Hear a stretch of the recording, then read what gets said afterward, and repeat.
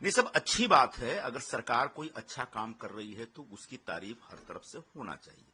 सिर्फ विरोध के लिए विरोध करने का कोई मतलब नहीं है। गढ़चिरौली जिला जो कि अरसे से नक्सलवाद प्रभावित जिला था, और अगर उस जिलों को नक्सल मुक्त कर दिया गया है और इस प्रकार की अचीवमेंट अगर सरकार की है, तो निश्चित तौर पर इस सरकार की और सरकार के मुखिया श्री देवेंद्र फडणवीस की तारीफ होनी चाहिए।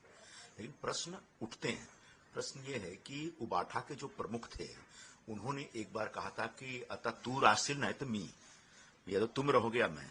अब उस बयान का क्या हुआ? क्या वो बयान उन्होंने वापस ले लिया है? क्या वो पूरी तरह से सरेंडर हो गए हैं? क्या वो मान चुके हैं कि अब उनकी पार्टी पूरी तरह से खत्म हो गई है? क्या जो भांडुप के भोंगे हैं या फिर मातोश्री वाले लोग हैं, वो हिम्मत हार चुके हैं? निश्चित तौर पर इसके ऊपर उनकी तरफ से क्लैरिफिकेशन आना चाहिए। और अगर हमारी कोई तारीफ करता है, हमारी सरकार की कोई तारीफ करता है, तो हमें इस पर कोई ऐतराज नहीं होना चाहिए। लेकिन बिना वजह जो विरोध करते थे और एकदम तलवार भांजने की कोशिश करते थे, मुझे लगता है कि अब उसके ऊपर उनको पश्चाताप करने का वक्त आ गया। आशा पवार जो है, अजित पवार की माँ, वो नए साल के उसमें गई थी मंदिर में। उन्होंने प्रे करी कि दोनों जो गुट है, अजित पवार गुट साहब, वो दोनों एक हो जाएं, आपस में कोई मतभेद ना रहे, सब एक हो जाए। उनका परिवार बड़ा परिवार है और उस परिवार में राजनीतिक कारणों से एक मतभेद हुआ है, और अगर उन राजनीतिक कारणों को दूर करके वो परिवार एकजुट होना चाहता है, तो इस पर किसको ऐतराज हो सकता है? अब जिनको एक होना है, इस बारे में अधिकृत तौर पर वो बोलेंगे। आदरणीय शरद पवार जी बोलेंगे, या सुप्रियता सुले बोलेंगी, या फिर अजीत दादा पवार बोलेंगे कि उनको उनके आगे की भूमिका क्या है, आगे की कार्रवाई वो क्या करने जा रहे हैं। तो इस पर हम बहुत ज्यादा अपनी तरफ से कोई टिप्पणी करें, मुझे नहीं लगता कि मेरे लिए सूटेबल है। हाँ, राजनीति में एक वैचारिक मतभेद होता है, वो हो सकते हैं और होने भी चाहिए, इसी से डेमोक्रेसी चलती है। लेकिन वैचारिक मतभेद के कारण कोई मनभेद नहीं होना चाहिए, परिवार नहीं टूटने चाहिए, परिवार एकजुट रहने चाहिए, ऐसी हम सबकी एक आकांक्षा होती है। चाइना का भी हिस्सा उसके अंदर देखा जा रहा है, तो वहीं भारत ने इसको विरोध जताया।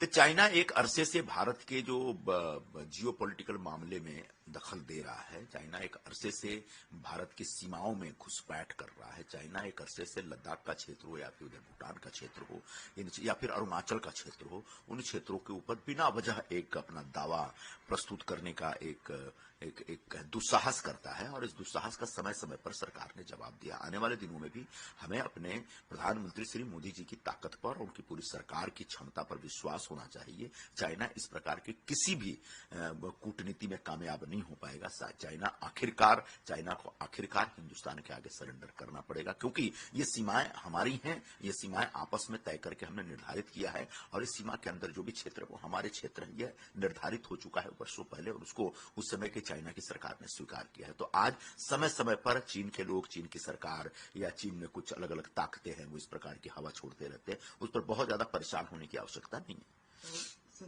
नशा है पार्टी तोड़ने का।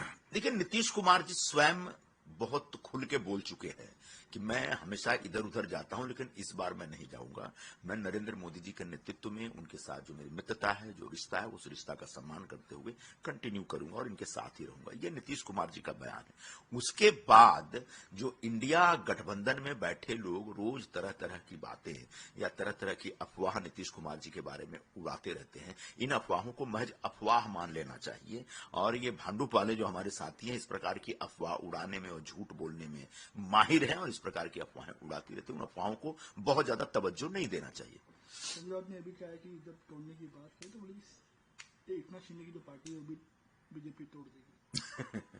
फिलहाल तो वो अपनी पार्टी संभालने की चिंता करें।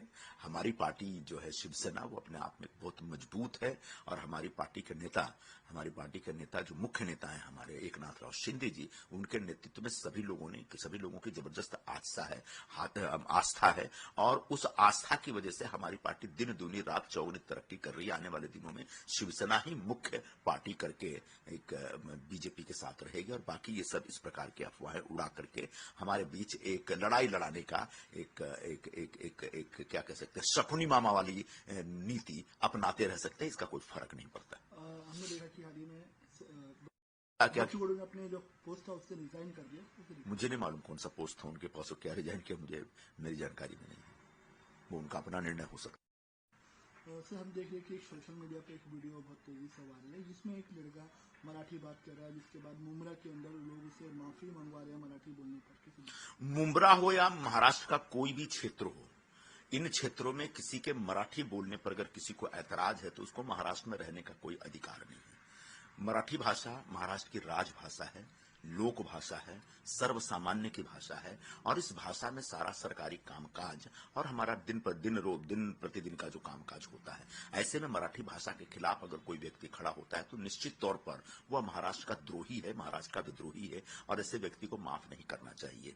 और मुमरा खासकर वहां पर जिस प्रकार का वातावरण रहा है और जिस तरीके से वहां के नेता चुन करके आते हैं और जिस तरीके से एक खास वर्ग को वो बहुत ज्यादा एक पैम्पर करते हैं, उसको पालते पोसते हैं, उसकी वजह से इस प्रकार की हरकतें हो रही हैं। इन हरकतों को रोकने की जिम्मेदारी उनकी भी है और अगर वो जिम्मेदारी नहीं निभाते हैं तो सरकार सक्षम है ऐसे लोगों से निपटने के लिए।